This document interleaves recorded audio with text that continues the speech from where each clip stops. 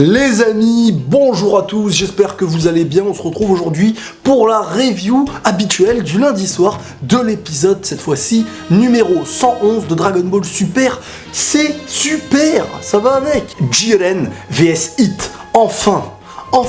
Mais avant de rentrer dans le détail de cet épisode, je tiens à me rappeler que quand même, hein, pour ceux qui ont vu le live réaction que j'ai fait, les deux vidéos live réaction 109-110 et épisode 111, eh ben j'ai quand même du flair un petit peu.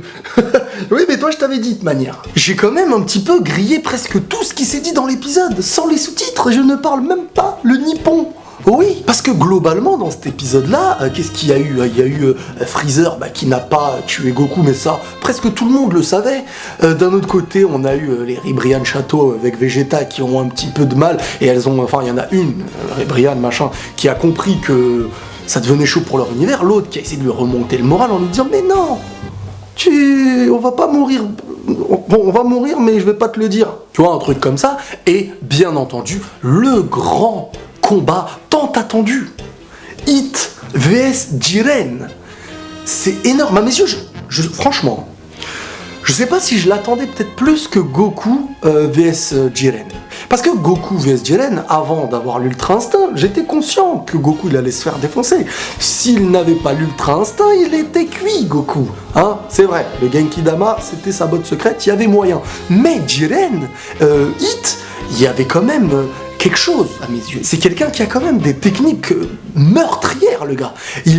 On n'a jamais vu vraiment son potentiel au maximum encore, parce qu'il ne pouvait jamais réellement se donner à fond face à un adversaire, au risque de le tuer, au risque de ceci, au risque de cela. Mais là, quelque part, il sait qu'en face de lui, Jiren, c'est un individu que tu peux tout donner, hein, parce qu'il est au-dessus de nous. Et en parlant de Jiren, qui est-il? Mais qui est-il vraiment, le mec? Il est choquant. Son énergie va bien au-delà de tout ce qui existe. Hein, du monde des mortels, et même du temps. Parce que dans cet épisode-là, on en a parlé. Jiren possède un pouvoir qui lui-même transcende le temps. Ça a été dit par Ange, machin, je sais pas qui, là. Imaginez donc ce que ça veut dire. Hit, qui joue un petit peu sur le temps par rapport à ses techniques, ça a été compliqué pour lui. Mais, certes, Hit est éliminé. Enfin, il y a des théories, on va en parler après, mais il est éliminé de ce qu'on a vu. Ils l'ont fait sortir un peu à la va-vite dans la finalité du combat. Mais Hit, ce qu'il a fait, personne ne peut le faire à Jiren.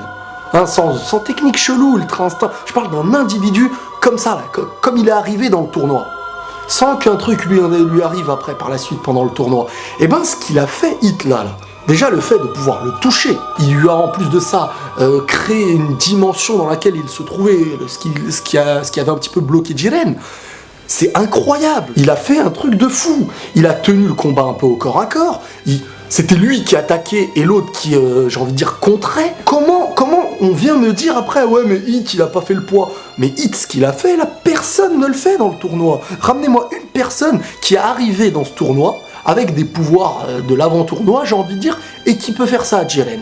Un seul. Ne me dites pas Goku, parce que Goku, c'est l'Ultra Instinct qui l'a sauvé à la fin, il était cuit, il lui a rendu son Genki Dama à Jiren. Donc, Hit, là, c'est celui qui a assuré le mieux face à Jiren, à mes yeux. Ils l'ont sorti un peu vite à la fin, mais pendant le combat, c'était énorme. Mais par contre, ce que je ne comprends pas, c'est que lorsque Jiren était bloqué, à un moment donné, on a le personnage le plus dangereux du tournoi, celui qui peut défoncer tout le monde. Donc logiquement, en plus il y a plein de gens qui regardaient le délire du combat, mais pourquoi quand il est bloqué, personne ne va le pousser?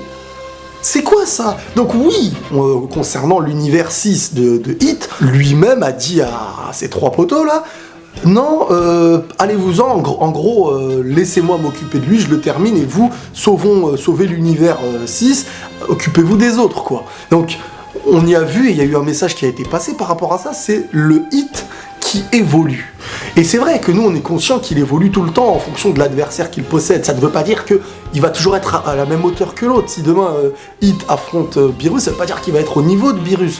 Et il y a plein de gens qui sont venus me dire « Ouais, mais c'est pas normal, il est censé être évolué en fonction du combat. » Oui, mais là, t'as Jiren en face. Je pense que beaucoup, hein, certes, au vu du charisme de Jiren, on le sous-estime peut-être ou je sais pas quoi, mais on se rend pas compte du pouvoir qu'on veut nous montrer en Jiren. Ce qu'il a là, en fait, on ne l'a jamais vu. Jiren, c'est un personnage comment vous dire, c'est du jamais vu. Il a revoyé le Genki Dama normal. Il s'est presque pas fait toucher par l'ultra instinct de Goku, qui ne maîtrisait pas encore, je sais pas quoi, ceci, cela. Bref, c'était quand même un personnage de ouf. Juste après, il t'élimine Hit, qui est au maximum de son niveau. À la suite, hein, juste après, il se fait quoi? Un dessert Freezer chocolat avec banane de Vegeta. Non, parce que, je vous le dis les gars, Jiren, c'est incroyable. Le toucher est un truc de ouf. Parce que comme il était dit à la fin de l'épisode, il a son ki qui le protège. Si tu n'arrives même pas à l'atteindre et que son ki le protège, c'est qu'en soi, t'es même pas apte à te battre avec lui. Ne sous-estimez pas Hit. Il a tenu un vrai combat face à Jiren. Tactiquement, il a vraiment géré parce qu'au fur et à mesure du combat, il s'est adapté. Il a vu le Tokito-Bashi, comment ça n'avait pas d'impact, mais il préparait en même temps son plan. Donc il a pris des dommages, il s'est rendu compte de plein de choses. Il a fait un vrai combat. Il était en 1 contre 1 contre Jiren. Mais par contre, à la fin, celui-ci s'est fait éliminer de manière brutale, parce qu'il a tout donné. Il avait même préparé sa grande boule lorsque Jiren était bloqué. Et quand Jiren a réussi à sortir de tout ça, ce qui est un truc de malade, hein, ni Goku, ni Vegeta, ni qui vous voulez ne peut sortir de ce qu'il vient de faire. Déjà que, à la base, il l'a tapé dans le cœur avec son truc là. Quand tu le touches dans le cœur avec ça, je pense que le gars il est KO. Hein. T'as même plus besoin de le bloquer dans l'univers. Hein. Donc Hit, ce qu'il a fait, c'est énorme. Mais après, ouais, il s'est fait terminer parce qu'il avait lancé sa dernière botte secrète. Jiren a survécu. Après, il a perdu son sang-froid. Comme il l'a dit quand il a été éliminé, Hit, il savait qu'à ce moment-là, il allait perdre. Mais la théorie intervient maintenant. Même si j'en doute, hein, mais c'est ce qui se dit, donc je vais vous en parler. Beaucoup de gens pensent que Hit ne serait pas éliminé car il a été stipulé dans cet épisode que au début du combat avec Jiren, Hit arrive à créer son image. En gros, dans le monde réel, Hit crée un fantôme de lui par sa vitesse ou par je ne sais pas quoi, comme il arrête le temps, enfin bref, t'as compris. Et lui, il peut, par exemple, te mettre un coup derrière, ceci, cela. Sauf que le fantôme de lui qui crée, je pense pas qu'il soit un mec comme lui qui se déplace. C'est vraiment le laps de temps du déplacement, en fait. Le temps s'arrête, son personnage reste, mais lui, il est ailleurs. Et comme ça va très très vite, voilà, ça fait comme l'illusion d'un fantôme, quelque part. Et beaucoup pensent que ce serait son fantôme qui est éliminé. Et lui est toujours sur le ring, quoi. Mais moi, je me suis dit, si on va dans cette théorie, d'accord, donc ça voudrait dire en fait que, comme il a dit à Champa, je savais que lorsque j'avais échoué ma boule, là, qu'il en était sorti Jiren, je serais éliminé. Donc est-ce que à ce moment-là, j'ai analysé cette petite séquence quand il se mange le coup et qu'il est dans les débris, ce serait le seul moment où il pouvait réellement créer son fantôme. Et ça donnerait un petit peu raison au fait qu'il a été éjecté trop vite. Il y a aussi ceux qui disent que Zeno n'ont pas appuyé dans le bouton, mais il y a le Daishinkan qui est quand même au-dessus d'eux, qui voit, et je pense qu'il aurait compris que s'il y a une astuce bizarre. Mais Jiren est quand même arrivé super vite. Moi j'en doute fortement, et après chacun a ses théories. Peut-être, hein, c'est possible, mais moi j'en doute. Je pense vraiment qu'il a été éliminé, même si je kifferais qu'il intervienne par la suite. Et moi je suis triste que Jiren il est éliminé, vous l'avez vu dans le live, hein. Vous avez vu dans ma vidéo réaction live que j'étais triste, j'étais grave deg.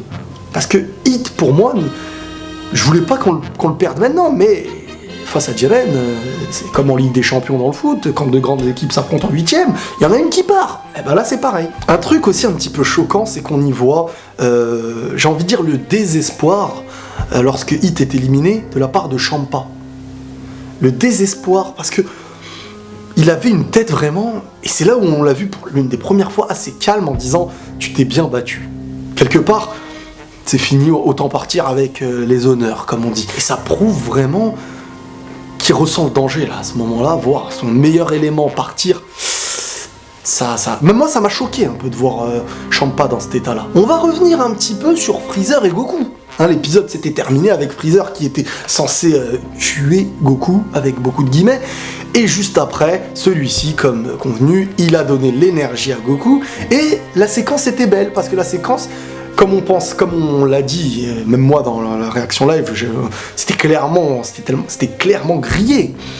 Mais il a sorti la même phrase que Goku lorsqu'il lui a donné l'énergie sur Namek, c'est encore un clin d'œil. Te connaissant, tu devrais pouvoir bouger malgré ton état. C'est clairement ce que Goku avait dit à Freezer quand il lui avait redonné de l'énergie. Il lui a dit, te connaissant, tu pourras survivre dans l'espace ou je sais pas quoi, tu vois. Pourquoi Freezer a donné de l'énergie à Goku alors qu'il est méchant? On se répète, mais il faut le savoir, c'est parce que Freezer a ce malaise en lui d'avoir été humilié par Goku. En fait, c'est comme Vegeta. Quand tu peux le tuer, il préfère que tu le tues, que tu le laisses en vie en lui donnant limite de l'énergie. Avoir de la pitié pour ce genre de personnage est la pire humiliation qu'ils peuvent avoir. Mieux vaut mourir dans l'honneur, quelque part, pour eux. Et ça a été quelque chose que Freezer n'a jamais supporté et pardonné à Goku. Et là, j'ai envie de dire, il va s'apaiser. En plus de ça, il a maintenant l'information de l'Ultra Instinct que Goku a utilisé l'épisode d'avant. Il l'a évoqué, parce que les Akaishin, les anges et tout, ils en parlaient. Il a entendu. Il a laissé Goku, il lui a dit, je te donne l'énergie, tu gères avec Jiren, parce que bon, j'ai pas trop envie de l'affronter, le mec. Et ça, Freezer, il est conscient de ses limites, il est conscient de ce qu'il veut atteindre, et il sait qu'il a un objectif que pour l'instant on ne connaît pas réellement. Juste, on a vu le clin d'œil lorsqu'il avait vu les Zeno, je sais pas quoi, au début du tournoi, il avait dit un message du style, mais vraiment il y aura quelque chose, comme j'ai dit, Freezer, il va faire chambouler le tournoi. On va revenir au boss du game, Jiren, qui à la fin de cet épisode, lorsque, j'ai envie de dire, le tournoi est enfin arrivé à sa moitié, annoncé par le Daishinkan, et ben on a Jiren qui lui... non, parce que là je rigole, mais c'est énorme ce qu'il a fait. Un manque de respect ultra instinctif. Oui, il s'est remis en position de méditation, de chakra, de ce qu'il veut, et il a dit, limite, à Toppo et à Dispo, je vous laisse le reste, il n'y a plus de personnages intéressants quelque part, les plus puissants sont partis. Et Goku est toujours là. Goku le regarde.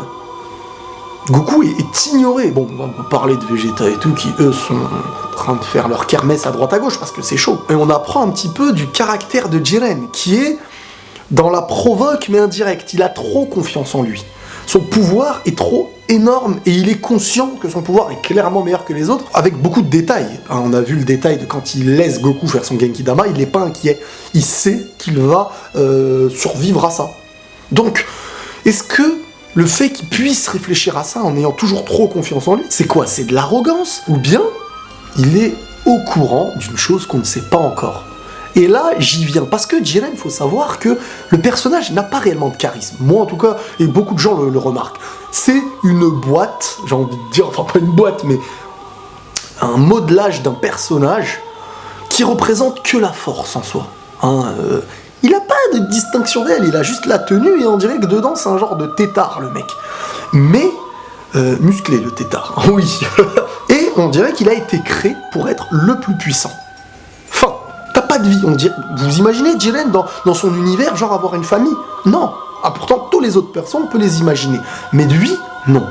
Et c'est l'un des seuls personnages, si ce n'est les peut-être Boo et Cell qui a été créé, qu'on imagine ne pas avoir autre chose. Ça veut dire que Cell avait été créé pour un intérêt, dans le laboratoire du docteur Gero, etc. Et Majin Buu, c'est le mal en soi qui est créé par le mal. Donc, Jiren, qui a l'air d'avoir un lien avec Vermouth, son Akaishin, lui qui a l'air d'être conscient réellement de ce que beaucoup de gens n'ont pas l'air d'être conscients.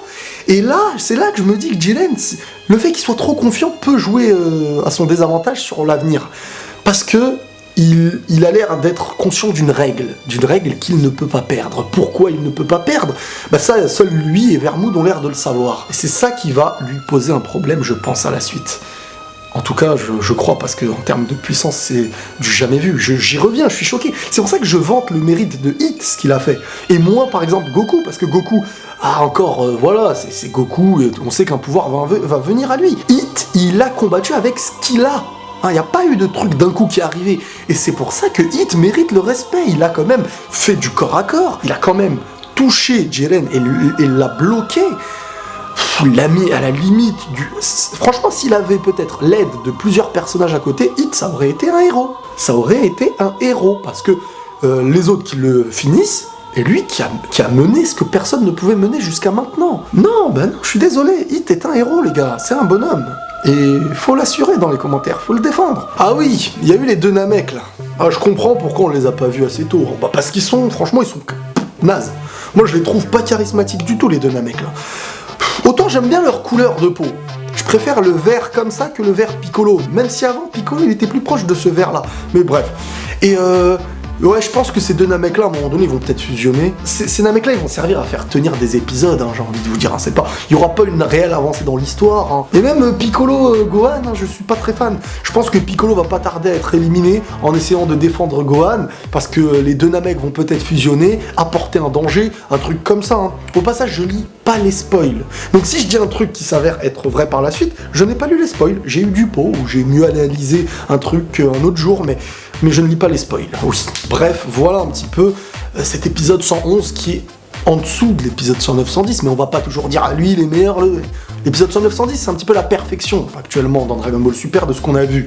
Hein, musique, animation, ceci, cela. Celui-là, là, bah, il était très bien parce qu'on avait un combat réellement à la hauteur.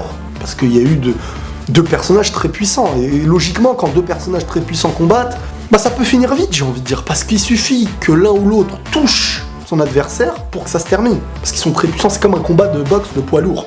Il y a plus souvent de KO que quand les deux sont poids légers. L'impact d'une puissance tellement énorme peut terminer le combat beaucoup plus rapidement que deux personnes d'un niveau similaire qui a moins de puissance. Chose à retenir, peut-être la théorie de Hit qui ne serait pas éliminé, même si je pense qu'il est vraiment éliminé, mais le fait que Jiren choque même certains anges, certains Akaishin de plusieurs univers, et il y a peut-être des raisons à ça. Par l'avenir, on verra. Voilà les amis, j'espère que cette vidéo vous aura plu. N'hésitez pas à liker à fond si vous avez aimé, à tuer les commentaires, abonnez-vous si c'est pas encore fait, réabonnez-vous si vous avez été désabonné, vérifiez. Prenez tous soin de vous les amis, et la paix sur vous.